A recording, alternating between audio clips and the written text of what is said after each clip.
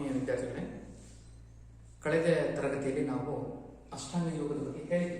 ಯಾವ್ಯಾವ ಯೋಗಗಳಲ್ಲಿ ಈ ಒಂದು ಅಂಗಗಳು ಬರ್ತಾವೆ ಅಂತ ಹೇಳಿದ್ವಿ. ಅಷ್ಟ ಅಂದರೆ ಗೊತ್ತಿದೆ 8 ಅಂಗಗಳು ಅಂತ. ಸೊ ಅದರಲ್ಲಿ ನಿಮಗೆ ಯಮ, ನಿಯಮ, ಆಸನ, ಪ್ರಾಣಾಯಾಮ, ಪ್ರತ್ಯಾಹಾರ, ಧ್ಯಾನ, ಧಾರಣ, ಸಮಾಧಿ. ಸೊ ಇವನ್ನ ನಾವು ಕಳೆದ ತರಗತಿಯಲ್ಲಿ ಹೇಳಿದ್ವಿ. ಸೊ ಮೊದಲನೇದು ಅಷ್ಟ ಅಂಗದಲ್ಲಿ ಮೊದಲನೇದು ಯಾವುದಪ್ಪ ಅಂದ್ರೆ ಯಮ ಅಂತ ಹೇಳಿದ್ವಿ. ಸೊ ಯಮದ ಬಗ್ಗೆ ನಿಮಗೆ ಹೇಳಿದ್ದೆ. ಏನಪ್ಪ ಅಂದ್ರೆ ವ್ಯಕ್ತಿ ಸಾಮಾಜಿಕವಾಗಿ ಬದುಕಬೇಕಾದ್ರೆ ಯಾವ ರೀತಿ ಬದುಕಬೇಕು ಅನ್ನೋದನ್ನ ಹೇಳ್ಕೊಡ್ತಕ್ಕಂಥದ್ದು ಯಮ ನಿಯಮದಲ್ಲಿ ನೋಡ್ತೇವೆ. ಸೊ ಅದರಲ್ಲಿ ಬರ್ತಕ್ಕಂಥ ಅಂಶಗಳ ಬಗ್ಗೆ ಒಂದೊಂದೇ ಹೇಳಿದ್ದೇನೆ. ನಾನು ಯಮ ಪಂಚಕಗಳು ಅಂತ ಬರ್ತವೆ. ಸೊ ಅಹಿಂಸೆ, ಸತ್ಯ, ಅಸ್ತೇಯ, ಬ್ರಹ್ಮಚರ್ಯ ಮತ್ತು ಅಪರಿಗ್ರಹ. ಸೊ ಇವು ಯಮ ಪಂಚಕಗಳಲ್ಲಿ ಬರ್ತವೆ. ಸೊ ಇದ್ರ ಬಗ್ಗೆ ನಾನೆಲ್ಲ ಹೇಳಿದ್ದೆ. ಈಗ ಮುಂದಿನ ತರಗತಿಯಲ್ಲಿ ನಾನು ಅಂದ್ರೆ ಈ ತರಗತಿಯಲ್ಲಿ ಹೇಳ್ತಕ್ಕಂಥದ್ದು ನಿಯಮ ಅಂತ ಒಂದು ಇದೆ.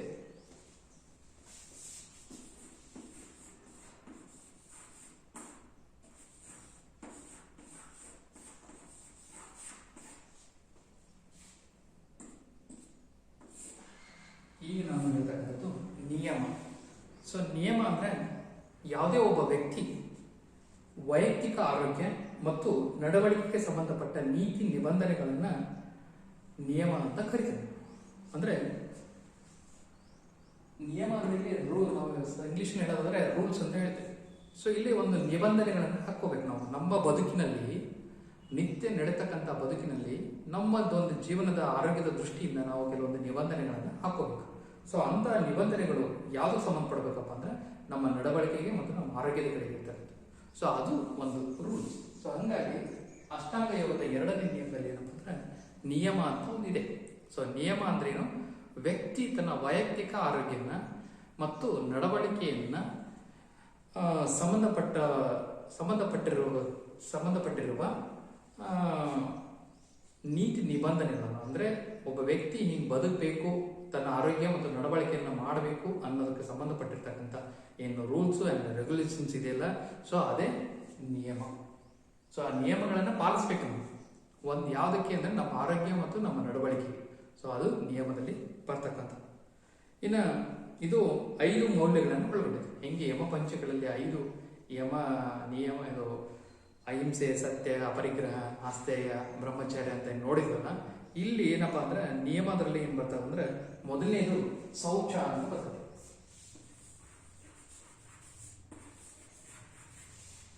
ಶೌಚ ಅಂದ ತಕ್ಷಣ ನಿಮಗೆ ಸಾಮಾನ್ಯವಾಗಿ ಗೊತ್ತಿದೆ. ದೇಹ ಮತ್ತು ನಮ್ಮ ಪರಿಸರವನ್ನು ಶುಚಿಯಾಗಿರ್ತಕ್ಕಂಥದ್ದೇ ಶೌಚ. ಇದು ಜೊತೆಗೆ ನಮ್ಮ ಮನಸ್ಸನ್ನು ಸಹಿತ ಶುಚಿಯಾಗಿರ್ಬೇಕು. ನಮ್ಮ ದೇಹ ಶುಚಿಯಾಗಿರೋದು ಜೊತೆಗೆ ನಮ್ಮ ಪರಿಸರ ಶುಚಿಯಾಗಿರೋದ್ರ ಜೊತೆಗೆ ಮನಸ್ಸು ಸಹಿತ ಶುಚಿಯಾಗಿರಬೇಕು. ಸೊ ಮನಸ್ಸು ಶುಚಿಯಾಗಿರೋದಂದ್ರೆ ಅಂದ್ರೆ ಮನಸ್ಸಿನಲ್ಲಿ ಸಹಿತ ಯಾವುದೇ ಕಲ್ಮಶಗಳು ಇರಬಾರದು. ಎಂಥ ಕಲ್ಮಶಗಳು ಇರಬಾರದು? ನಾವು ಹೇಳ್ತೇವೆ, ನಾವು ಬಸವಣ್ಣನವರ ವಚನದಲ್ಲಿ ಇದೆ, ಕಳಬೇಡ, ಕೊಲ್ಲಬೇಡ, ಹುಸಿಯ ನುಡಿಯಲು ಬೇಡ, ತನ್ನ ಬಣ್ಣಿಸಬೇಡ, ಇದನ್ನು ಅಳೆಯಲು ಬೇಡ, ಇದೇ ಅಂತರಂಗ ಶುದ್ಧಿ, ಇದೇ ಬಹಿರಂಗ ಶುದ್ಧಿ. ಅಂದ್ರೆ ಸಪ್ತಶೀಲಗಳ ಬಗ್ಗೆ ಬಸವಣ್ಣನವರು 12ನೇ ಶತಮಾನದಲ್ಲಿ ಹೇಳಿದರು. ಸೊ ಅದು ಇವತ್ತು ನಾವು ಪಾಲಿಸ್ತಾ ಹೋದ್ರೆ ಅಂದ್ರೆ ನಿಜವಾಗ್ಲೂ ನಮ್ಮ ಮನಸ್ಸು ಸ್ವಚ್ಛವಾಗಿರ್ತೈತಿ, ಶುಚಿಯಾಗಲಿಕ್ಕೆ ಸಾಧ್ಯತೆ ಇದೆ. ಸೊ ಸ್ವಚ್ಛತೆ ಇರಬೇಕಪ್ಪ ಅಂದ್ರೆ ಮನಸ್ಸು ಮುಖ್ಯವಾಗಿ ನಮ್ಮಲ್ಲಿ ಎಂಥ ಒಂದು ಕಲ್ಮಶಗಳು, ಇನ್ನೊಬ್ಬರನ್ನ ಕಂಡು ದುರಾಸೆ, ಇನ್ನೊಬ್ಬರನ್ನ ಕಂಡು ಅವರನ್ನ ಅಪಹಾಸ್ಯ ಮಾಡ್ತಕ್ಕಂಥದ್ದು, ಇನ್ನೊಬ್ಬರ ಎದುರಿಗೆ ನಮ್ಮನ್ನೇ ನಾವು ಹೊಗಳ್ಕೊಳ್ತಕ್ಕಂಥದ್ದು, ಆಮೇಲೆ ಬೇರೆಯವರು ಮಾಡ್ತಕ್ಕಂಥ ಚಟುವಟಿಕೆಗಳನ್ನ ಖಂಡಿಸ್ತಕ್ಕಂಥದ್ದು, ಒಳ್ಳೇದನ್ನ ಮಾಡ್ಲಿಕ್ಕೆ ಆಗದೇ ಇದ್ರೂ ಸಹಿತ ಕೆಟ್ಟದನ್ನ ಮಾಡಬಾರ್ದು ಅಂತ ಹೇಳ್ತೇವೆ. ಆದ್ರೂ ಸಹಿತ ಅವರಿಗೆ ಇನ್ನೊಬ್ಬರನ್ನ ಕೆಡಿಸ್ಬೇಕನ್ನೋ ಒಂದು ಉದ್ದೇಶ ಇಟ್ಕೊಂಡು ಮನಸ್ಸಿನಲ್ಲಿ ಕೊಳಕು ಬುದ್ಧಿಯನ್ನ ಮಾಡ್ತಕ್ಕಂಥದ್ದೇ ಮನಸ್ಸು ಸ್ವಚ್ಛವಾಗಿರದೆ ಇರ್ತಕ್ಕಂಥದ್ದು. ಯಾರೋ ಒಬ್ರು ಏನೋ ಹೇಳ್ತಾ ಇದಾರೆ, ಬೆಳೀತಾ ಇದಾರೆ, ಒಳ್ಳೆ ಅಟಿಟ್ಯೂಡ್ಸ್ ಇದೆ, ಅವನದೇ ಹೆಸರು ಬರ್ತಾ ಇದೆ, ಅವನು ಜಾಣ ಇದ್ದಾನೆ, ಅವ್ನು ರ್ಯಾಂಕ್ ಸ್ಟೂಡೆಂಟ್ ಇದ್ದಾನೆ ಅಂದ್ರೆ ಅವನನ್ನು ಏನಾದ್ರೂ ಮಾಡಿ ಕೆಡಿಸ್ಬೇಕು ಅನ್ನೋ ಉದ್ದೇಶನೂ ಕೆಲವೊಬ್ಬರು ಮನಸ್ಸಿನಲ್ಲಿ ಹೋಗ್ತಾ ಇರ್ತದೆ. ಸೊ ಇಂಥ ಒಂದು ಮನಸ್ಸು ಒಳಗೆ ಒಂದು ವಿಷವನ್ನ ಇಟ್ಕೊಂಡಾಗ ಅವನ ಮನಸ್ಸು ಏನಾಗಿರ್ತದೆ ಅಂದ್ರೆ ಆ ಒಂದು ದೇಹನೇ ಅವನ ಅನಾರೋಗ್ಯ ಮಾಡ್ಲಿಕ್ಕೆ ಸಾಧ್ಯತೆ. ಅವಾಗ ಅದು ಒಂದು ಮನಸ್ಸು, ಒಂದು ಶುಚಿಯಾಗಿರ್ತಕ್ಕಂಥ ಮನಸ್ಸು ಆಗಲ್ಲ. ಶೌಚ ಅಂದ್ರೆ ಬರೀ ನಾವು ನಮ್ಮ ದೇಹದ ಸ್ವಚ್ಛವಾಗಿಡೋದಲ್ಲ, ನಾವು ಕೈ ತಿಕ್ಕಿ, ಕಾಲು ತಿಕ್ಕಿ ಎಲ್ಲ ನಮ್ಮ ದೇಹವನ್ನು ಸ್ವಚ್ಛಾಗಿಡೋದು ಜೊತೆ ಪರಿಸರ ಸ್ವಚ್ಛಾಗಿಟ್ಟು ಮನಸ್ಸಿನಲ್ಲಿ ಕೊಳಕು ಬುದ್ಧಿಯನ್ನು ಇಟ್ಕೊಂಡಪ್ಪ ಅಂದ್ರೆ ಅವನು ಶೌಚ ಅಂತಕ್ಕಂಥ ಒಂದು ರೂಲ್ಸ್ ಅನ್ನ ಫಾಲೋ ಮಾಡೋದಕ್ಕೆ ಆಗಲ್ಲ. ಸೊ ಅದಕ್ಕೆ ಮುಖ್ಯವಾಗಿ ನಾವು ಶೌಚವಾಗಿದ್ರೆ ದೇಹ ಮತ್ತು ಮನಸ್ಸು ಎರಡೂ ಸಹಿತ ಸ್ವಚ್ಛವಾಗಿರ್ಬೇಕನ್ನೋದು ಆ ನಿಯಮ ಹೇಳ್ತದೆ. ಇನ್ನು ಸಂತೋಷ. ಸಂತೋಷ ಅಂದ್ರೆ ನಿಮ್ಗೆ ಗೊತ್ತಿದೆ, ಆನಂದ, ಖುಷಿ, ಈ ತರ ಇವಕ್ಕೆ ಸಮಾನಾರ್ಥಕವಾಗಿ ಹೇಳ್ತದೆ. ಅಂದರೆ ಯಾವಾಗಲೂ ಸಹಿತ ನಾವು ಪ್ರತಿಯೊಬ್ಬ ವ್ಯಕ್ತಿನೂ ಬಯಸೋದೇನಪ್ಪ ಅಂದರೆ ಸಂತೋಷವನ್ನು, ತನ್ನ ಒಂದು ಮನಸ್ಸಿಗೆ ಖುಷಿ ಕೊಡ್ತಕ್ಕಂಥದ್ದು, ತನ್ನ ಮನಸ್ಸಿಗೆ ಆನಂದವನ್ನು ನೀಡ್ತಕ್ಕಂಥದ್ದು. ಸೊ ಇದು ಸಂತೋಷದಲ್ಲಿ ಬರ್ತದೆ. ಸೊ ಇಲ್ಲಿ ಏನು ಒಂದು ಪಾಯಿಂಟ್ ಹೇಳ್ತಾರಪ್ಪ ಅಂದ್ರೆ ಹರ್ಷ, ಉಲ್ಲಾಸ, ಈ ರೀತಿ ಸಮಾನಾರ್ಥಕ ಪದಗಳನ್ನು ಹೇಳ್ತಾನೆ. ಸೊ ಒಬ್ಬ ಸಾಧಕ ಯಾವುದನ್ನೂ ಬಯಸದೇ ಇದ್ರೆ ಸಹಜವಾಗಿ ತೃಪ್ತಿಯಿಂದಿರಲಿಕ್ಕೆ ಸಾಧ್ಯ. ಅಂದ್ರೆ ನಾವು ಹೇಳ್ತೇವೆ ಒಂದು ವಾಕ್ಯದಲ್ಲಿ ಹೇಳ್ತೇವೆ, ಯಾವುದನ್ನೋದ್ರೂ ಸಹಿತ ಒಬ್ಬರಿಂದ ನಾವು ಏನಾದರೂ ಎಕ್ಸ್ಪೆಕ್ಟ್ ಮಾಡ್ತಾ ಇದ್ದೀವಿ, ಒಬ್ಬರಿಂದ ನಮಗೆ ಬೇಕು ಅಂತ ಕೇಳ್ತಾ ಇದ್ದೀವಿ, ಅಥವಾ ಅವರಿಂದ ನನಗೆ ಹಿಂಗೆ ಬೇಕು ಗೌರವ, ಅಥವಾ ನನಗೆ ಇಂಥದನ್ನೇ ಆಸೆ ಪಡಬೇಕು, ನನಗೆ ಹಿಂಗೆ ಇರಬೇಕು ಅಂತಕ್ಕಂಥ ಬಯಕೆಗಳನ್ನು ನಾವು ಮನಸ್ಸಿನಲ್ಲಿ ಇಟ್ಕೊಂಡಾಗ, ಆ ಬಯಕೆಗಳು ಈಡೇರದೇ ಇದ್ದಾಗ ನಮ್ಮ ಮನಸ್ಸು ಏನಾಗುತ್ತಪ್ಪ ಅಂದ್ರೆ ಸಂತೋಷವಿರಲಿಕ್ಕೆ ಸಾಧ್ಯ. ಅಥವಾ ಇನ್ನೊಬ್ಬರು ನೋಡಿ ಖುಷಿ ಪಡೋದು ಸಹಿತ, ಇನ್ನೊಬ್ಬರಿಗೆ ಏನಾದರೂ ಕೊಟ್ಟು ಖುಷಿ ಪಡ್ತಕ್ಕಂಥ ಗುಣನೂ ಸಹಿತ ಇಲ್ಲ ಅಂದಾಗ ನಮ್ಮ ಮನಸ್ಸು ಸಂತೋಷವಾಗಿರ್ಲಿಕ್ಕೆ ಸಾಧ್ಯ. ಇನ್ನೊಬ್ಬರು ನೋಡಿ ಖುಷಿ ಪಡ್ತಕ್ಕಂಥದ್ದು, ಇನ್ನೊಬ್ಬರನ್ನ ಹೊಗಳ್ತಕ್ಕಂಥದ್ದು, ಅವರಲ್ಲಿ ಇರ್ತಕ್ಕಂಥ ಒಳ್ಳೆಯ ಅಂಶಗಳನ್ನು ಹೇಳ್ತಕ್ಕಂಥದ್ದು, ಅವನಿಗೆ ಏನಾದರೂ ತಪ್ಪುಗಳನ್ನು ಮಾಡಿದಾಗ ತಿದ್ದತಕ್ಕಂಥದ್ದು, ಇಂಥ ಒಂದು ಅಂಶಗಳನ್ನು ಹೇಳೋದು. ಜೊತೆಗೆ ನಮ್ಮನ್ನು ನಾವು ಯಾವುದನ್ನು ಅವ್ನು ನನಗೆ ಗೌರವ ಕೊಟ್ಟಿಲ್ಲ, ಅಥವಾ ಅವ್ನು ನನಗೆ ಹಿಂಗಂದ, ಅವ್ರು ನನ್ನನ್ನು ಕಂಡ್ರೆ ಇಷ್ಟ ಇಲ್ಲ. ಸೊ ಇವೆಲ್ಲವೂ ಬರೋದು ಯಾವಾಗಪ್ಪ ಅಂದ್ರೆ ನಾನು ಅದನ್ನು ಬಯಸಿದಾಗ ಮಾತ್ರ. ಸೊ ಅದಕ್ಕೆ ಬಯಕೆಗಳು ಏನಾಗಿರ್ಬೇಕಂದ್ರೆ ನಮ್ಮ ಲಿಮಿಟೇಷನ್ ಮಾತ್ರ ಇರಬೇಕು. ನಾನು ಅದೇ ರೀತಿಯಾಗಿ ಬದುಕಬೇಕು, ಹಂಗೆ ಬದುಕಬೇಕಂದಾಗ ನಮಗೆ ಅಸಂತೋಷ ಆಗ್ತಕ್ಕಂಥದ್ದು ಸಹಜ. ಒಬ್ಬ ಸಾಧಕನಿಗೆ ನಾನು ಇಷ್ಟೆಲ್ಲ ಸಾಧನೆ ಮಾಡಿದೆ, ನನಗೊಂದು ಸನ್ಮಾನ ಕೊಡಲಿಲ್ಲ ಅನ್ನೋದು ಕೆಲವೊಬ್ರು ಹೇಳ್ತಾರೆ. ಸೊ ಅದು ಬಹಳ ಮುಖ್ಯ ಅಲ್ಲ. ನಾವು ಏನೇ ಸಾಧನೆ ಮಾಡಿದ್ರು ನಾವೇನಾಗಿರ್ಬೇಕಪ್ಪ ಅಂದ್ರೆ ನಮ್ಮ ವ್ಯಕ್ತಿಗೆ ತಕ್ಕ ಹಾಗೆ ನಮಗೆ ಬೇಕಾಗಿರ್ತಕ್ಕಂಥದ್ದು ನಾನು ಸಾಧಿಸಿದ್ದೀನಿ, ಅದು ನನಗೆ ಇನ್ನೊಬ್ರು ನನಗೆ ಗೌರವಿಸ್ಬೇಕು, ಇನ್ನೊಬ್ರು ನನಗೆ ಗುರುತಿಸ್ಬೇಕು ಅನ್ನೋ ಒಂದು ಭಾವನೆ ಇಟ್ಕೊಂಡಾಗ ನಮಗೆ ಅಸಂತೋಷ ಬರ್ತೈತೆ. ಸೊ ಸಂತೋಷವಾಗಿರ್ಬೇಕಂದ್ರೆ ನಮ್ಮ ಕೆಲಸ ನಾವು ಯಾವಾಗಲೂ ನಿರಂತರವಾಗಿ ಮಾಡ್ತಾ ಹೋದ್ರೆ ಮಾತ್ರ ನಾವೇನಾಗ್ಲಿಕ್ಕೆ ಸಾಧ್ಯ, ಸಂತೋಷದಿಂದ ಇರ್ಲಿಕ್ಕೆ ಸಾಧ್ಯ. ಇನ್ನು ತಪಸ್ಸು ಅಂತ ಇದೆ.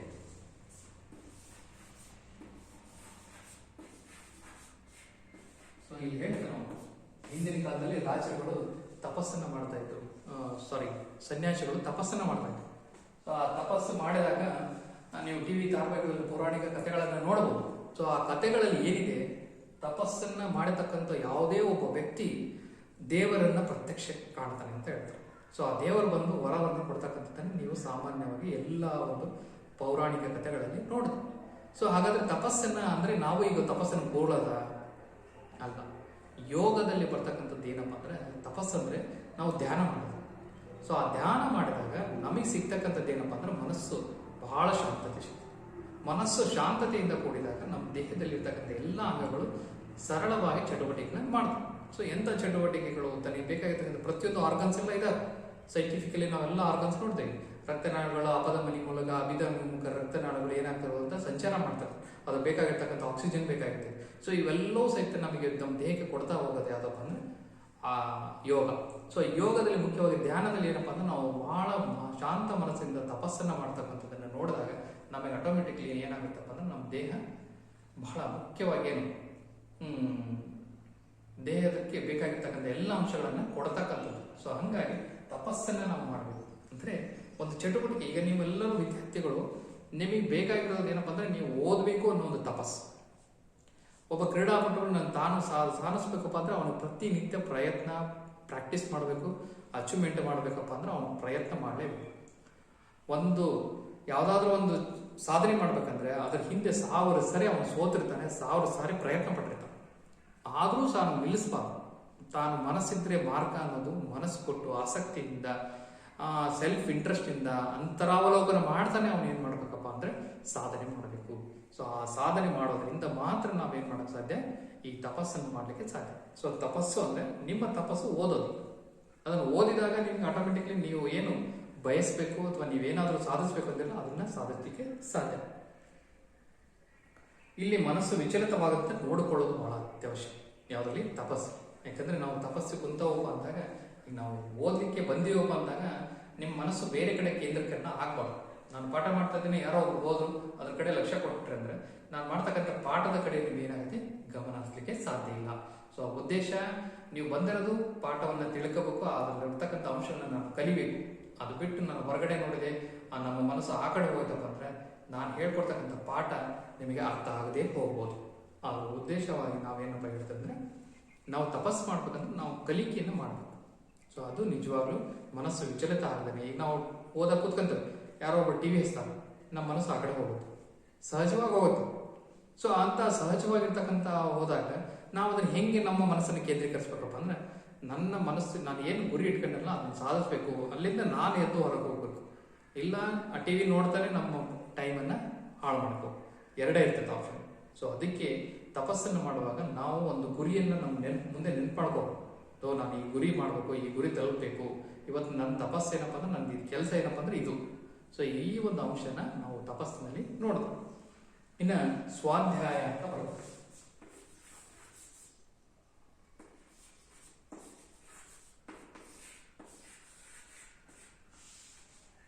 ಸ್ವ ಅಧ್ಯಾಯ ಅಂದ್ರೆ ತನ್ನನ್ನು ತಾನೇ ಅಧ್ಯಯನ ಮಾಡ್ಕೊಳ್ಳೋದು, ನನ್ನನ್ನು ನಾನು ಮಾಡೋದು ಸರಿನಾ ತಪ್ಪು ಅನ್ನೋದು. ಸ್ವ ಅವಲೋಕನ ಅಂತಲ್ಲ, ಅಂತರ ಅವಲೋಕನ ಅಂತ ಕರಿತೀವಿ. ಸೊ ಇಲ್ಲಿ ತನ್ನನ್ನು ತಾನು ಅರಿತುಕೊಳ್ಳುವುದೇ ಇಲ್ಲಿ ಸ್ವಾಧ್ಯಾಯ. ಸ್ವ ಅಧ್ಯಾಯ ಅಂದ್ರೆ ಓದ್ಕೋಬೇಕು. ನಾನು ಏನು ಮಾಡ್ತಾ ಇದ್ದೀನಿ, ಗುರುಗಳು ಹೇಳ್ತಕ್ಕಂಥ ಹೋಮ್ವರ್ಕ್ ಮಾಡಿದ್ನ ಇಲ್ಲ, ಮನೇಲಿ ಹೇಳ್ತಕ್ಕಂಥ ನಾನು ಕೆಲಸ ಮಾಡಿದ್ನ ಇಲ್ಲ. ಸೊ ಅವ್ರು ಹೇಳಿದ್ದು ಯಾಕೆ, ಗುರುಗಳು ಹೇಳಿದ್ದು ಯಾಕೆ, ನಾನು ಮಾಡಿದ್ದೇನು, ಇಂಥ ಅಂಶಗಳನ್ನು ನನ್ನನ್ನೇ ನಾನು ಪ್ರಶ್ನೆ ಮಾಡ್ಕೊಳ್ಳೋದು. ಅಂದ್ರೆ ನನ್ನನ್ನೇ ನಾನು ಸ್ಟಡಿ ಮಾಡೋದು, ನನ್ನ ಪ್ರಶ್ನೆಗಳನ್ನ ಹಾಕೋದು, ನಾನೇ ಉತ್ತರ ಕಟ್ಕೊಳ್ಳೋದು. ನಾನು ಯಾಕೆ ಇವತ್ತು ಮಾಡಲಿಲ್ಲ, ಯಾರೋ ನಮ್ಮ ಸ್ನೇಹಿತ ಬಂದ ಅವನ ಜೊತೆ ಮಾತಾಡ್ಕೊಂತ ಹೋದೆ, ಇವತ್ತು ಅದೇ ಟೈಮ್ ಇತ್ತು. ಸೊ ಇದು ನಾವು ಮಾಡ್ತಕ್ಕಂಥ ಕೆಲಸ. ಅದಕ್ಕೆ ನಾನು ಮಾಡ್ತಕ್ಕಂಥ ಕೆಲಸವನ್ನು ನಾನೇ ಅಂತರಾವಲೋಕನ ಮಾಡ್ಕೋಬೇಕು. ಇವತ್ತು ನಾನು ಯಾರಿಗೋ ಏನಾದರೂ ಅಂದೆ ಅಂದರೆ ನಾನು ಅಂದಿದ್ದು ಸರಿನೋ ತಪ್ಪು ಅನ್ನೋದನ್ನು ನಾವು ಅವಲೋಕನ ಮಾಡಬೇಕು.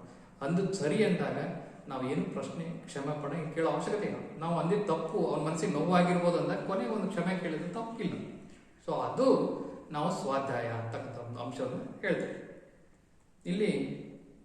ಅಂದರೆ ಸ್ವಾಧ್ಯಾಯ, ಸ್ವವಿಮರ್ಶೆ ಇವೆಲ್ಲವೂ ಸಹಿತ ನಮ್ಮನ್ನು ನಾವು ಪ್ರಶ್ನೆ ಮಾಡ್ಕೊಳ್ತಕ್ಕಂಥದ್ದು, ನಮ್ಮನ್ನು ನಾವು ಉತ್ತರವನ್ನು ಕಂಡುಕೊಳ್ತಕ್ಕಂಥದ್ದು. ಯಾಕೆ ಈ ಥರ ಆಯಿತು, ಪ್ರಶ್ನೆನೂ ಅದೇ, ಉತ್ತರನೂ ನಾವೇ ಕಂಡು. ಸೊ ಅದೇ ಸ್ವಾಧ್ಯಾಯ. ಇಲ್ಲಿ ಇನ್ನೊಂದು ಕೊನೆಯದಾಗಿ ಈಶ್ವರ ಪ್ರಣಿಧಾನ ಅಂತ ಇದೆ. ಸೊ ಈಶ್ವರ ಪ್ರಣಿಧಾನ ಅಂದ್ರೆ ಈಶ್ವರ ಅಂತ ನಾವೇನ್ ಹೇಳ್ತೀವಿ, ದೇವರು ಅಂತ ಹೇಳ್ತೇವೆ.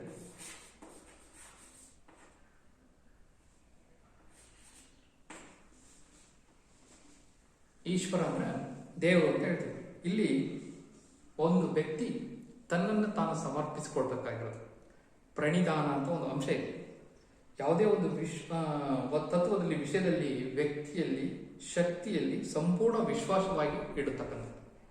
ಅಂದರೆ ತನ್ನನ್ನು ತಾನು ಸಮರ್ಪಣೆ ಮಾಡಿಕೊಳ್ಳೋದು, ಜೊತೆಗೆ ಇನ್ನೊಬ್ಬರ ಮೇಲೆ ವಿಶ್ವಾಸ ಮತ್ತು ನಂಬಿಕೆಯನ್ನು ಇಡ್ತಕ್ಕಂಥದ್ದು. ವಿಶ್ವಾಸ, ನಂಬಿಕೆ ಮೇಲೆ ಸಾಕಷ್ಟು ಇವತ್ತು ಏನಾಗಿದಾವಪ್ಪ ಅಂದ್ರೆ ಸಂಬಂಧಗಳು ಉಳಿದಿದೆ. ಇವತ್ತು ತಂದೆ ತಾಯಿಗಳ ಮೇಲೆ ಮಕ್ಕಳ ಮೇಲೆ ವಿಶ್ವಾಸ, ಮಕ್ಕಳ ಮೇಲೆ ತಂದೆ ತಾಯಿಗಳ ಮೇಲೆ ವಿಶ್ವಾಸ, ಅಣ್ಣ ತಮ್ಮನ ಮೇಲೆ ವಿಶ್ವಾಸ, ಜೊತೆಗೆ ಗುರುಗಳ ಮೇಲೆ ವಿಶ್ವಾಸ, ಸಂಬಂಧಿಕರ ಮೇಲೆ ವಿಶ್ವಾಸ, ಸ್ನೇಹಿತರ ಜೊತೆ ವಿಶ್ವಾಸ, ಇವನ್ನ ಅವಲಂಬಿಸೇ ಇವತ್ತು ಸಂಬಂಧಗಳು ಉಳಿಕೆ ಇರೋದು. ಇದು ಯಾವುದೂ ಇಲ್ಲ ಅಂದ್ರೆ ಯಾವುದೂ ಸಹಿತ ಏನಾಗಲ್ಲ, ಉಳಿಯೋಲ್ಲ. ಎಲ್ಲವೂ ಸಹಿತ ಒಂದು ರೀತಿ ತಾಂತ್ರಿಕ ಯುಗ ಆಗಿಬಿಡ್ತೈತೆ. ತಾಂತ್ರಿಕ ಯುಗ ಅಂದ್ರೆ ಒಬ್ಬ ವ್ಯಕ್ತಿ ಇನ್ನೊಬ್ಬ ನಂಗೆ ಅಂದ್ರೆ ಒಂದು ಏನೋ ಪಕ್ಕದಾಗ ಒಂದು ಇನ್ನೊಂದು ಕಂಪ್ಯೂಟರ್ ಐತೆ ಅಂದ್ರೆ ಅದಕ್ಕೆ ಸಂಬಂಧ ಇಲ್ಲ, ಅದು ಕೆಲಸ ಮಾಡಿದ್ರೆ ಅದು ಕೆಲಸ ಮಾಡಿದ್ರೆ ಅದಕ್ಕೆ ಸಂಬಂಧಗಳಿಲ್ಲ. ಸೊ ಇಲ್ಲಿ ಒಬ್ಬ ವ್ಯಕ್ತಿ ತಾನು ಏನ್ ಮಾಡ್ಬೇಕಪ್ಪ ಅಂದ್ರೆ ಸಂಬಂಧವನ್ನ ಉಳಿಸ್ಕೋಬೇಕು, ಬೆಳೆಸ್ಕೋಬೇಕು ಅಂದ್ರೆ ಈಶ್ವರ ಪ್ರಣಿಧಾನ ಅಂದ್ರೆ ತನ್ನನ್ನು ತಾನು ಕೆಲಸ ಮಾಡುವಾಗ ಸಮರ್ಪಣೆ ಮಾಡ್ಕೋಬೇಕು. ಎಂತ ಸಮರ್ಪಣೆ, ಅದರಲ್ಲಿ ಮಾಡ್ತಕ್ಕಂಥ ಕೆಲಸ ಶ್ರದ್ಧೆ ಇರಬೇಕು, ಒಳ್ಳೆ ಗುರಿ ಇರಬೇಕು, ನಾನು ಮಾಡೋದು ಸರಿನಾ ಅನ್ನೋದ್ರ ಬಗ್ಗೆ ಅವನಲ್ಲಿ ತನ್ನನ್ನು ತಾನು ಪ್ರಶ್ನೆ ಮಾಡ್ತಾ ಇದು ಒಳ್ಳೆ ಕೆಲಸ, ಇದು ಮಾಡಲೇಬೇಕು ಅನ್ನೋ ಒಂದು ಹಂಬಲ ಆ ಮನುಷ್ಯನಿಗೆ, ಆ ವ್ಯಕ್ತಿಗೆ ಇತ್ತಪ್ಪ ಅಂದ್ರೆ ಅವನು ನಿಜವಾಗ್ಲೂ ಅದರಲ್ಲಿ ಯಶಸ್ಸನ್ನು ಕಾಣಲಿಕ್ಕೆ ಸಾಧ್ಯತೆ. ಅಂದರೆ ನನಗೆ ಸಂಬಳ ಬರುತ್ತೆ, ನಾನು ಪಾಠ ಮಾಡಬೇಕು, ನೀವು ಶಾಲೆಗೆ ಮನೆಗೆ ಕಳಿಸ್ಯಾರ, ನೀವು ಪಾಠ ಕೇಳಬೇಕು, ಇದು ಅಂದರೆ ಇದು ಯಂತ್ರಕ್ಕೂ ನಮಗೂ ವ್ಯತ್ಯಾಸ ಏನಿಲ್ಲ. ನಾನು ಒಂದು ಉನ್ನತವಾಗಿರ್ತಕ್ಕಂಥ ಹುದ್ದೆಯಲ್ಲಿದ್ದೀನಿ, ನಾನು ಮಾಡ್ತಕ್ಕಂಥ ಕೆಲಸ ಸರಿ ಇದೆ, ನಾನು ಬರೀ ಅವ್ರಿಗೆ ಪಾಠ ಮಾಡಿ ಇಲ್ಲಿಂದ ಹೊರಗೆ ಹೋದ್ರೆ ಅಷ್ಟೇ ಅಲ್ಲ, ಆ ಮಗು ಓದ್ದು ಕಲೀತು ಅಥವಾ ಅವನು ಏನಾದರೂ ಅಚೀವ್ಮೆಂಟ್ ಮಾಡ್ತಾ ಇದ್ದಾನೋ ಇಲ್ಲೋ, ಅವನನ್ನು ನಾವು ತಪ್ಪುಗಳನ್ನು ತಿಂತಾ ಇದ್ದಾವೋ ಇಲ್ಲೋ, ನನ್ನನ್ನು ನಾನು ವಿಮರ್ಶೆ ಮಾಡೋದು, ನಾನು ಎಷ್ಟರ ಮಟ್ಟಿಗೆ ನಾನು ಅದನ್ನು ಮಾಡ್ತಾ ಇದ್ದೀನಿ, ಫುಲ್ ಇನ್ವಾಲ್ವ್ಮೆಂಟ್ ಆಗಿ ಮಾಡ್ತಕ್ಕಂಥದ್ದೇ ಈಶ್ವರ ಪ್ರಣಿಧಾನ ಅಂತ. ಸೊ ಇದು ನಿಯಮದಲ್ಲಿ ಬರ್ತಕ್ಕಂಥ ಒಂದು ಅಂಶ. ಇನ್ನು ನಾವು ಹೇಳೋದಾದ್ರೆ ಆಸನದ ಬಗ್ಗೆ ಹೇಳೋದು. ಸೊ ಆಸನ ಅಂದ್ರೆ ರಾಜಯೋಗದ 3ನೇ ಮೆಟ್ಟಿಲು ಆಸನ. ಸೊ ಇಲ್ಲಿ ನಿಲುವುಗಳನ್ನ ಎಂತ ಕರೀತಾರೆ, ನಿಶ್ಚಲವಾಗಿ ಸುಖಕರವಾಗಿ ದೀರ್ಘಕಾಲ ಒಂದೇ ಭಂಗಿಯಲ್ಲಿ ಇರ್ತಾರೆ. ಒಬ್ಬ ವ್ಯಕ್ತಿ, ಈಗ ಸಾಮಾನ್ಯವಾಗಿ ನಂದು ಯಾವುದೋ ಒಂದು ವ್ಯಕ್ತಿ ಎಕ್ಸಾಂಪಲ್ ಹೇಳ್ತೇನೆ ನಾನು, ಏನಾದರೂ ಒಂದು ಕೆಲಸದಲ್ಲಿ ತೊಡಗಿಸಿದಾಗ, ಯಾವುದಾದ್ರೂ ಒಂದು ಕೆಲಸದಲ್ಲಿ ನಿಶ್ಚಲವಾಗಿ ಸಾಕಷ್ಟು ಟೈಮ್ ಅದಕ್ಕೆ ನಾವು ಇನ್ವಾಲ್ವ್ ಆಗಿ ಕೆಲಸ ಮಾಡಬೇಕಾಗುತ್ತೆ. ಭಾಳ ತ್ಯಾವ ನಿಂತ್ಕೊಂತಾನಪ್ಪ ಅಂತ ಹೇಳಿ ಹೋಗಿ ಕೂತ್ಕೊಳ್ಳೋದಲ್ಲ. ಸಾಧ್ಯ ಆದಷ್ಟು ಎಷ್ಟೇ ನಿಂತ್ಕೊಳ್ಳಿ ನಾವು, ಸೊ ಆ ನಿಂತ್ಕೊಂಡ್ರೂ ಸಹಿತ ನಾವೇನು ಮಾಡ್ಬೇಕೀಗ, ಅದನ್ನ ಯಾವುದೇ ರೀತಿ ಆಯಾಸ ಅನ್ನೋದೇ ನಿಶ್ಚಲವಾಗಿ ಕೆಲಸ ಮಾಡ್ತಾನೆ ಹೋಗ್ಬೇಕು. ಅಂದರೆ ಮಾತ್ರ ಏನಾಗುತ್ತೆ ಅಂದರೆ ಅದರಲ್ಲಿ ಸಾಧಿಸಲಿಕ್ಕೆ ಸಾಧ್ಯ. ಅಂದರೆ ಆಸನ ಅನ್ನೋದೇನಿದೆ ಅಂದರೆ, ನಾವು ಕುಳಿತುಕೊಳ್ತಕ್ಕಂಥ ಆಸನ ಹೆಂಗೆ ಬೇಕಂದ್ರೆ ಸಾಕಾಗತ್ತೆ. ಒಬ್ಬರು ಕಾಲು ಚಾಚ್ತವಿ, ಒಬ್ಬರು ಕೈ ಚಾಚ್ತವಿ, ಅಥವಾ ಕೈಗಳನ್ನ ಹಿಂದಕ್ಕೆ ಇಡ್ತವಿ, ಕೈಗಳನ್ನ ಮುಂದೆ ಚಾಚ್ತವಿ, ಅಥವಾ ಒಂದು ಕಾಲ ಮೇಲೆ ಭಾರ ಹಾಕಿ ನಿಂತ್ಕೊಂತವಿ. ಇವು ಆಸನದಲ್ಲಿ ಬರ್ತಕ್ಕಂಥದ್ದು. ನಾವು ಯಾವುದೇ ಕಾರಣದಿಂದ ಒಂದು ಕೆಲಸವನ್ನು ಮಾಡುವಾಗ ನಾವು ಮಾಡ್ತಕ್ಕಂಥ ಕೆಲಸ ನಿಶ್ಚಲವಾಗಿರಬೇಕು. ಆ ನಿಶ್ಚಲಕ್ಕೆ ಜೊತೆಗೆ ನಾವು ನಿಶ್ಚಲವಾಗಿರ್ತಕ್ಕಂಥ ಆಸನವನ್ನು ಸಹಿತ ಇರಬೇಕು. ಅಂದ್ರೆ ನಿಂತ್ಕೊಳ್ತಕ್ಕಂಥ ಭಂಗಿ ಆಗಿರ್ಬೋದು, ಕುಳಿತುಕೊಳ್ತಕ್ಕಂಥ ಭಂಗಿ ಆಗಿರ್ಬೋದು. ಇವು ಏನಾಗುತ್ತಪ್ಪ ಅಂದ್ರೆ ನಮ್ಮ ದೇಹದ ಒಂದು ಫೋರ್ಚರ್ ಏನು ನಿಲುವು ಇದೆಯಲ್ಲ, ಅದು ವ್ಯತ್ಯಾಸ. ಕೆಲವೊಬ್ರು ನೋಡ್ರಿ ನೀವು, ಕೆಲವೊಬ್ರು ಓದ್ತಾ ಓದ್ತಾ ಓದ್ತಾ ಓದ್ತಾ ಓದ್ತಾ ಬಹಳ ಜನ ಹಿಂಗೆ ಕುಂತು ಗೂನ್ ಬೆನ್ನಾಗಿರ್ತದೆ. ಸೊ ಅದನ್ನು ನಾವು ಅರ್ಥ ಮಾಡ್ಕೋಬೇಕು. ನಾವು ಮಾಡ್ತಕ್ಕಂಥ ಕಾರ್ಯದ ಜೊತೆಗೆ ನಮ್ಮ ದೇಹದ ನಿಲುವನ್ನು ಸಹಿತ ಹೆಂಗೆ ಆಗ್ಬೋದು ಅನ್ನೋದನ್ನ ನೋಡ್ಬೇಕು. ಇನ್ವಾಲ್ವ್ಮೆಂಟ್ ಇರಬೇಕು. ದೇಹವನ್ನು ಮರೆತು ಇನ್ವಾಲ್ವ್ಮೆಂಟ್ ಆಗೋದಲ್ಲ. ದೇಹದ ಜೊತೆಗೆ ನಮ್ಮ ನಿಲುವಿನ ಜೊತೆಗೂ ಸಹಿತ ನೋಡ್ತಾನೆ ಇನ್ನುಳಿದಕ್ಕೆ ಆಗಿರ್ತಕ್ಕಂಥದ್ದನ್ನ ಮಾಡಬೇಕು. ಸೊ ಅಲ್ಲಿ ಸರ್ ನಾವು ಇನ್ವಾಲ್ವ್ಮೆಂಟ್ ಆದಾಗ ನಮಗೆ ಬೇರೆ ಪರಿಜ್ಞಾನ ಇರಲ್ಲ ಅಂತ ಹೇಳ್ತೇವೆ. ಸೊ ಪರಿಜ್ಞಾನ ಅಂದರೆ ಅದಲ್ಲ, ದೇಹದ ಭಂಗಿನೂ ಸಹಿತ ಅರ್ಥ ಮಾಡ್ಕೊಳ್ತಾ ನಾವು ನಿಲ್ತಕ್ಕಂಥದ್ದು, ಕುಳಿತುಕೊಳ್ತಕ್ಕಂಥ ಇವೆಲ್ಲವೂ ಏನಪ್ಪಾ ಅಂದರೆ ನಮಗೆ ಕಷ್ಟ ಆಗೋದು ಯಾವಾಗ, ನಮಗೆ ಸುಸ್ತಾದಾಗ, ನಮ್ಮ ಕಾಲು ನೋವು ಬಂದಾಗ, ಕೈ ನೋವು ಬಂದಾಗ. ಸೊ ಆವಾಗ ನಾವೇನು ಮಾಡ್ತೇವೆ, ಕಾಲುಗಳನ್ನು ನಮ್ಮ ಭಂಗಿಗಳನ್ನು ಚೇಂಜ್ ಮಾಡ್ತೀವಿ. ಸೊ ಇದನ್ನೆಲ್ಲದನ್ನು ಚೇಂಜ್ ಮಾಡಬಾರ್ದಪ್ಪ ಅಂದರೆ ನಾವು ಈ ಆಸನಗಳನ್ನು ಮಾಡಿದಾಗ ನಮಗೆ ಅದು ಶಕ್ತಿ ಬರ್ತದೆ, ಆ ಒಂದು ಎಂಡ್ಯೂರೆನ್ಸ್ ಬರುತ್ತೆ. ಸೊ ಆ ಎಂಡ್ಯೂರೆನ್ಸ್ ಬಂತಂದರೆ ನಾವೇನು ಮಾಡ್ತೀವಿ, ಎಂಥ ಒಂದು ಎಷ್ಟೊತ್ತು ಬೇಕಾದ್ರೂ ನಾವೇನು ಮಾಡ್ತೀವಿ, ಈಗ ನಾವು ಆಫೀಸ್ ಶೀಟಿಂಗ್ ಮಾಡ್ತಿರ್ತೀವಿ ಅಂಕಣಗಳನ್ನು. ಸುಮಾರು ಬೆಳಗಿಂದ ಸಾಯಂಕಾಲ ಮಟ್ಟ ಮ್ಯಾಚ್ಗಳನ್ನ ಆಡಿಸ್ತಾ ಇರ್ತೀವಿ. ಸೊ ಬೆಳಗಿಂದ ಸಾಯಂಕಾಲ ಮಟ್ಟ ಆ ಮ್ಯಾಚ್ ಮಾಡಿದ್ರೆ ಎಲ್ಲೋ 10 ನಿಮಿಷ 5 ನಿಮಿಷ ಹಿಂಗೆ ಕೂರ್ತಾ ಹೇಳ್ತಿರ್ತೀವಿ. ಸೊ ಅಲ್ಲಿಂದ ಅಲ್ಲಿವರೆಗೂ ಕೆಲಸ ಮಾಡ್ತಾನೆ ಇರ್ತೀವಿ. ಸೊ ಅದಕ್ಕೆ ಕಾರಣ ಆ ಒಂದು ಫ್ಲೆಕ್ಸಿಬಿಲಿಟಿ, ಆ ಒಂದು ಸ್ಟ್ರೆಂತು, ಆ ಎಂಡ್ಯೂರೆನ್ಸ್ ನಮ್ಮ ದೇಹದಲ್ಲಿ ಇದ್ರೆ ಮಾತ್ರ ಅದು ಸಾಧ್ಯ. ಸೊ ಅದಕ್ಕೆ ಹೇಳೋದಂದ್ರೆ, ನೀವು ಓದೋಕೆ ಕೂರ್ಲಿಕ್ಕೆ ಭಾಳ ತಗತಾನೆ ಎದ್ದು ಒಂದು ರೌಂಡ್ ಹೊರಗೆ ಹೋಗ್ತೀವಿ. ಸೊ ಅದು ಹೊರಗೆ ಹೋದಾಗ ಮತ್ತೆ ಮನಸ್ಸು ವಿಚಲಿತಗೊಳ್ಳೋ ಸಾಧ್ಯತೆ ಇರ್ತದೆ. ಅದಕ್ಕೆ ಎಷ್ಟೇ ಹೊತ್ತು ಯಾವುದೇ ಕೆಲಸವನ್ನು ಮಾಡುವಾಗ ಸ್ವಲ್ಪ ಹೊತ್ತು ನಾವೇನು ಬಂದರೆ ನಮ್ಮ ನಿಲ್ತಕ್ಕಂಥದ್ದು, ಕುಳಿತುಕೊಳ್ತಕ್ಕಂಥ ಭಂಗಿನೂ ಸಹಿತ ನಾವು ಗಟ್ಟಿ ಮಾಡಿಕೊಡ್ಬೇಕಾಗಿರುತ್ತೆ. ಈ ಒಂದು ಆಸನದಲ್ಲಿ ಬರ್ತದೆ. ನೆಕ್ಸ್ಟು ಪ್ರಾಣಾಯಾಮ ಅಂತ ಹೇಳಿದ್ವಿ ನಾವು ತರಗತಿಯಲ್ಲಿ ಹೇಳಿದ್ವಿ. ಪ್ರಾಣ ಅಂದರೆ ಯಾವುದು ಅಂತ, ಉಸಿರು. ಆಯಾಮ ಅಂದರೆ ಒಂದು ವ್ಯವಸ್ಥೆ. ಪ್ರಾಣ ಮತ್ತು ಆಯಾಮ. ಸೊ ಪ್ರಾಣದಲ್ಲಿ ಬರ್ತಕ್ಕಂಥದ್ದು ಉಸಿರು, ಅದನ್ನ ನಾವು ಎಕ್ಸೈಸ್ ಮಾಡಬೇಕು, ಅದೇ ವ್ಯವಸ್ಥೆ. ಅಂದರೆ ನಮ್ಮ ದೇಹದಲ್ಲಿ ಆ ಒಂದು ಉಸಿರಾಟ ಕ್ರಿಯೆ ನಡೀತಾ ಇದೆ. ಸೊ ಆ ಉಸಿರಾಟದ ಕ್ರಿಯೆಯನ್ನ ನಿರಂತರವಾಗಿ ಮಾಡ್ತಾ ಇರುತ್ತೆ, ಅದು ತನ್ನ ಪಾಡಿ ತಾನು ಕೆಲಸ ಮಾಡ್ತಾ ಇದೆ. ಸೊ ಆದರೆ ಆ ಉಸಿರಾಟವನ್ನ ಹೀಗೆ ಉಸಿರಾಟದ ಕ್ರಿಯೆಯನ್ನು ಮಾಡ್ತಾ ಹೋಗ್ಬೇಕು ಅನ್ನೋ ಒಂದು ಮೆಥಡ್ ಇದೆ. ಉಸಿರನ್ನ ದೀರ್ಘವಾಗಿ ಎಳ್ಕೊಂತೀವಿ, ಉಸಿರನ್ನ ದೀರ್ಘವಾಗಿ ಬಿಡ್ತೀವಿ, ಮತ್ತೆ ತಡೆ ಹಿಡಿತೀವಿ. ಸೊ ಇದು ಅಂಶ ಏನಪ್ಪ, ಯಾವ ಉದ್ದೇಶಕ್ಕೆ ಮಾಡ್ತದೆ ಅಂದರೆ, ನಮ್ಮಲ್ಲಿರ್ತಕ್ಕಂಥ ಪೂರ್ತಿ ಕಾರ್ಬನ್ ಡೈಆಕ್ಸೈಡ್ ಹೊರಗೋಗ್ಲಿ, ಆಕ್ಸಿಜನ್ ಒಳಗೋಗ್ಲಿ. ಹೇರಳವಾಗಿರ್ತಕ್ಕಂಥ ಆಕ್ಸಿಜನ್ ನಮ್ಮ ದೇಹದ ಒಳಗಿತ್ತಪ್ಪ ಅಂದ್ರೆ ರಕ್ತ ಪರಿಚಲನೆಗೆ ಬಹಳ ಅನುಕೂಲ ಆಗ್ತಕ್ಕಂಥದ್ದನ್ನ ನಾವು ನೋಡ್ತೀವಿ. ಇಲ್ಲಿ ಇದು ದೇಹ ಮತ್ತು ಮನಸ್ಸನ್ನ ಕೊಂಡಿ ಅಂತ ಇದೆ ಉಸಿರಾಟಕ್ಕೆ. ಉಸಿರಾಟ ಏನಪ್ಪ ಅಂದ್ರೆ ಈ ಎರಡನ್ನೂ ಒಂದು ಕೊಂಡಿಯಾಗಿ ಕೆಲಸ ಮಾಡ್ತಕ್ಕಂಥದ್ದು ಪ್ರಾಣಾಯಾಮ. ಸೊ ಆ ಉಸಿರಾಟದ ಕ್ರಿಯೆ ನಿರಂತರವಾಗಿ ಮಾಡ್ತಾ ಹೋದಾಗ ನಮ್ಮ ದೇಹಕ್ಕೆ ಒಳ್ಳೇದಾಗುತ್ತೆ. ದೇಹ ಒಳ್ಳೇದಾಗಿತ್ತಪ್ಪ ಅಂದ್ರೆ ಮನಸ್ಸು ಆರಾಮ. ಈಗ ಒಂದು ಏನಾದ್ರು ಒಂದು ಸಣ್ಣ ಕಾಯಿಲೆ ಬಂದಾಗ ನಮ್ಮ ಮನಸ್ಸಿಗೆ ಏನಾಗುತ್ತೆ ಅಂದ್ರೆ ಏನೋ ಆಗುತ್ತಾ ಏನೋ ಒಂದು ಭಯ. ಸೊ ಆ ಭಯ ನಮ್ಮನ್ನ ಇನ್ನೊಂದು ಕೆಲಸದಲ್ಲಿ ತೊಡಗಿಸ್ಲಿಕ್ಕೆ ಕಷ್ಟ. ಸೊ ಅದಕ್ಕೆ ನಾವು ಆರಾಮಾಗಿರ್ಬೇಕಪ್ಪ, ಮನಸ್ಸಿನಲ್ಲೂ ದೇಹದಲ್ಲಿ ಎಲ್ಲ ರೀತಿ ಆರಾಮಾಗಿರ್ಬೇಕಂದ್ರೆ ಉಸಿರಾಟದ ಕ್ರಿಯೆ ಚೆನ್ನಾಗಿ ಆಗ್ತಾ ಇರ್ಬೇಕು ಅನ್ನೋದನ್ನ ಇಲ್ಲಿ ಹೇಳ್ಬೋದು. ಇನ್ನು ಯಾವುದೇ ಅಂಶ ಅಂದ್ರೆ ಪ್ರತ್ಯಾಹಾರ ಅಂತ ಒಂದಿದೆ. ಸೊ ಪ್ರತ್ಯಾಹಾರ ಅಂದ್ರೆ ಹೇಳ್ಬೋದು. ಏನ್ ಹೇಳ್ತೀವಿ ನಾವು ಸಾಮಾನ್ಯವಾಗಿ ಪ್ರತ್ಯಾಹಾರ ಅಂತ? ಮನಸ್ಸು ಪಂಚೇಂದ್ರಿಯಗಳ ಸಹಾಯದಿಂದ ಸದಾ ಹೊರಗಿನ ವಸ್ತು ವಿಷಯಗಳನ್ನು ಗಮನಿಸಿರುತ್ತದೆ. ಇಂಥ ಮನಸ್ಸನ್ನು ಈ ಒಳಮುಖಗೊಳಿಸತಕ್ಕಂಥ ಪ್ರಯತ್ನವೇ ಪ್ರತ್ಯಾಹಾರ. ಅಂದ್ರೆ ನಮ್ಮ ದೇಹ ಪ್ರತಿನಿತ್ಯನೂ ಸಮಾಜದ ಜೊತೆಗೆ, ಹೊರಗಿನ ಪ್ರಪಂಚದ ಜೊತೆಗೆ, ತಂತ್ರಜ್ಞಾನಗಳ ಜೊತೆಗೆ ಬದುಕ್ತಾ ಇರುತ್ತೆ. ನಾವು ಯಾವುದೋ ಒಂದು ತಂತ್ರಜ್ಞಾನದಲ್ಲಿ ನಮಗೆ ಇಷ್ಟವಾಗಿರ್ತಕ್ಕಂಥದ್ದು ಏನಾದರೂ ಸಿಕ್ಕಿದಾಗ ಸೊ ಅದರಲ್ಲೇ ಇನ್ವಾಲ್ವ್ಮೆಂಟ್ ಆಗಿ ನಮ್ಮ ದೇಹ ಏನಾಗಬಾರ್ದು ಅಂದರೆ ಅದರ ಥ್ರೂನೇ ಮುಂದೆ ಹೋಗಬಾರ್ದು, ಸೊ ಅದರ ಹಿಂದೆನೇ ಹೋಗಬಾರ್ದು. ಅಥವಾ ಯಾವುದೋ ಒಂದು ಇಷ್ಟವಾಗಿರ್ತಕ್ಕಂಥದ್ದು ಒಂದು ವಸ್ತು ಅಥವಾ ಇನ್ನು ಇಷ್ಟವಾಗಿರ್ತಕ್ಕಂಥ ತಿನಿಸು, ಸೊ ಅದನ್ನೇ ನಾವು ಬಯಸ್ತಾ ಹೋದ್ರೆ ಅಂದರೆ ನಮ್ಮ ಮನಸ್ಸು ಏನು ದಾರಿಗಳೇನಾಗ್ತದೆ ತಪ್ಪು ದಾರಿ ತಪ್ಪತಕ್ಕಂಥದ್ದು ಸಹಿತ ಸಾಧ್ಯತೆ ಇರ್ತದೆ. ಸೊ ನಾನು ಸೂಕ್ಷ್ಮವಾಗಿ ಹೇಳ್ತಾ ಇದ್ದೀನಿ, ದಾರಿ ತಪ್ಪುಗಳ್ತಕ್ಕಂಥದ್ದಕ್ಕೆ ಅವಕಾಶಗಳು ಸಾಕಷ್ಟು ಇರ್ತಾವೆ. ಆ ದಾರಿಗಳನ್ನು ತಪ್ಪದೇ ನಾವು ನಮ್ಮ ಗುರಿಯನ್ನು ಮುಟ್ಟಬೇಕು.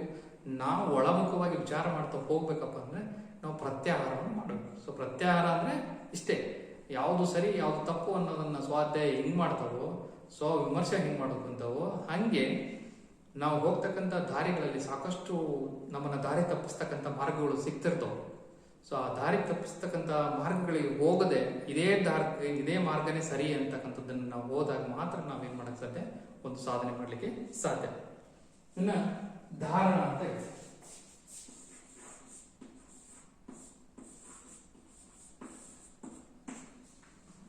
ಸೊ ಧಾರಣ ಅಂದ್ರೆ ಧರಿಸು ಅಥವಾ ಕೇಂದ್ರೀಕರಿಸು ಅಂತ ಎಂದರ್ಥ. ಸೊ ಇಲ್ಲಿ ವ್ಯಕ್ತಿಯು ತನ್ನ ಮನಸ್ಸನ್ನು ಒಂದು ವಸ್ತು ಮತ್ತು ಒಂದು ವಿಷಯದ ಮೇಲೆ ಏಕಾಗ್ರಗೊಳಿಸ್ತಕ್ಕಂಥದ್ದೇ ಧಾರಣ, ಅಂದ್ರೆ ಕಾನ್ಸಂಟ್ರೇಷನ್ ಮಾಡ್ತಕ್ಕಂಥ. ಒಂದು ವ್ಯಕ್ತಿ ಒಂದು ವಿಷಯದ ಮೇಲೆ ಏಕಾಗ್ರತೆಗೊಳಿಸ್ಬೇಕು. ಸೊ ಇಲ್ಲಿ ಮನಸ್ಸನ್ನ ಕೇಂದ್ರಿಸ್ತಕ್ಕಂಥದ್ದು ಬಹಳ ಸುಲಭದ ಕೆಲಸ, ಇದು ಬಹಳ ಅಚಲವಾಗಿ ಒಂದು ಮಾಡ್ತಕ್ಕಂಥ ಒಂದು ಕ್ರಿಯೆ. ಸೊ ಈ ಕ್ರಿಯೆಯನ್ನ ನಾವು ಧಾರಣದಲ್ಲಿ ಮಾಡಬೇಕು. ಸೊ ಧಾರಣ ಅಂದ್ರೆ ಧ್ಯಾನದಿಂದ ಬರ್ತಕ್ಕಂಥದ್ದು ಧಾರಣ ಅಂತಾನೆ ಹೇಳ್ಬೋದು.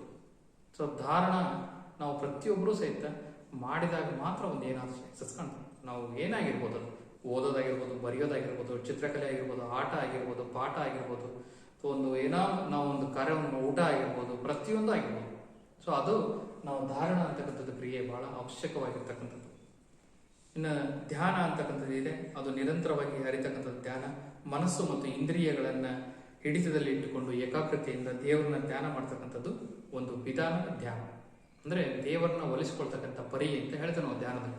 ಸೊ ಈ ಧ್ಯಾನದಲ್ಲಿ ಏನಪ್ಪಾ ಅಂದ್ರೆ ಎಲ್ಲೂ ನಮ್ಮ ಇಂದ್ರಿಯಗಳು ಇನ್ನೊಂದು ಕಡೆ ಮನಸ್ಸನ್ನ ಕೊಡಬಾರ್ದು. ಯಾಕಂದ್ರೆ ನಮ್ಮ ದೇಹಕ್ಕೆ ಬೇಕಾದ ಪಂಚೇಂದ್ರಿಯಗಳು ಏನಿದಾವಲ್ಲ, ನಮ್ಮ ಬಾಯಿ ರುಚಿ ಕೇಳ್ಬೋದು, ಚರ್ಮ ಸ್ಪರ್ಶವನ್ನು ಕೇಳ್ಬೋದು, ಮೂಗು ಸುವಾಸನೆಯನ್ನೇ ಕೇಳ್ಬೋದು, ಸೊ ಕಣ್ಣು ಸೌಂದರ್ಯವಾಗಿರ್ತಕ್ಕಂಥ ವಸ್ತುಗಳನ್ನು ನೋಡ್ಬೋದು.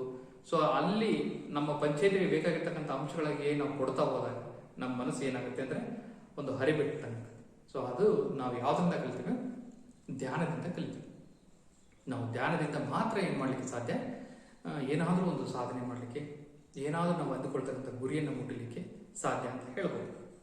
ಇನ್ನು ಕೊನೆಯದಾಗಿರ್ತಕ್ಕಂಥದ್ದು ಸಮಾಧಿ ಅಂತ ಹೇಳ್ಬೋದು.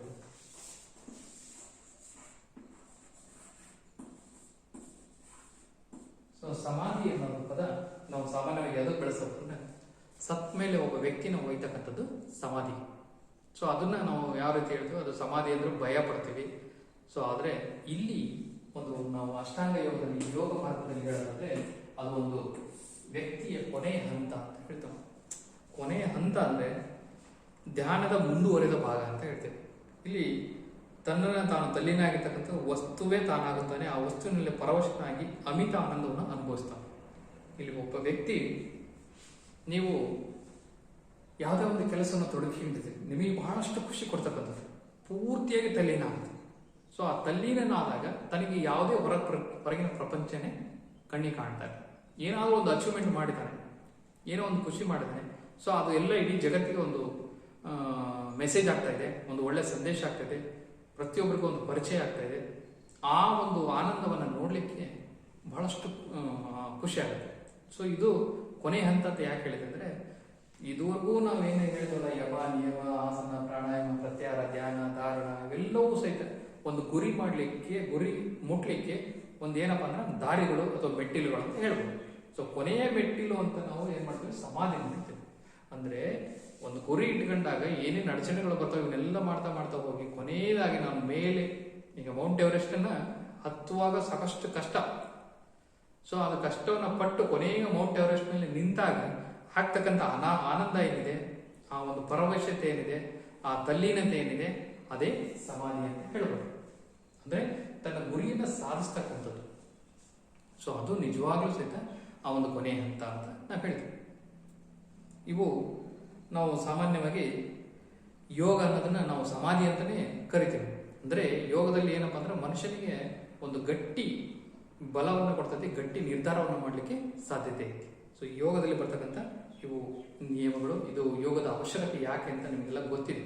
ಯೋಗವನ್ನು ನಾವು ಕಂಪಲ್ಸರಿ ಏನು ಮಾಡಬೇಕು, ಪ್ರತಿನಿತ್ಯನೂ ಸಹಿತ ನಿಮ್ಮ ಪಠ್ಯಕ್ಕೆ ಸಂಬಂಧಪಟ್ಟಿರ್ತಕ್ಕಂಥ ಏನು ಆಸನ ಆಗಿದ್ರೆ ಅವನು ಪ್ರತಿನಿತ್ಯ ನಾವು ಮನೆಗಳಲ್ಲಾಗಿರ್ಬೋದು, ಶಾಲೆಗಳಲ್ಲಾಗಿರ್ಬೋದು, ನಾವು ಫ್ರೀ ಇದ್ದಾಗ ಅದು ಒಳ್ಳೆಯ ಸಮಯವನ್ನು ನೋಡಿ, ಒಂದು ಪ್ರಾತಃ ಕಾಲ ಇದು ಮತ್ತು ಇಲ್ಲ ಸಾಯಂಕಾಲ. ಸೊ ಈ ಸಂದರ್ಭದಲ್ಲಿ ನೋಡಿ ಪ್ರತಿನಿತ್ಯ ನಮ್ಮ ದೇಹವನ್ನು ಸ್ವಚ್ಛವಾಗಿಟ್ಟುಕೊಂಡು ಆಸನಗಳನ್ನು ಮಾಡ್ತಾ ಹೋದಾಗ ನಾವು ಅಂದುಕೊಂಡಿರ್ತಕ್ಕಂಥ ಗುರಿಗಳನ್ನು ಮುಟ್ಲಿಕ್ಕೆ ಇವೆಲ್ಲವೂ ಸಹಿತ ಒಂದೊಂದು ಮೆಟ್ಲುಗಳು ಅಂತ ಹೇಳ್ಬೋದು. ಇದರಲ್ಲಿ ಬರ್ತಕ್ಕಂಥ ಎಲ್ಲ ಅಂಶಗಳಲ್ಲಿ ನೀವು ನಿಮಗೆ ಬೇಕಾಗಿರ್ತಕ್ಕಂಥ ಒಂದು ಅಂಶಗಳನ್ನು ನೋಟ್ ಮಾಡಿ, ಆಸನಗಳ ಬಗ್ಗೆ ನಿಮಗೆ ಏನಾದರೂ ಹೆಚ್ಚಿನ ಇನ್ನೂ ಮಾಹಿತಿ ಬೇಕಪ್ಪ ಅಂತ ನಾನು ಮುಂದಿನ ತರಗತಿಯಲ್ಲಿ ಹೇಳ್ತೀನಿ. ಧನ್ಯವಾದ.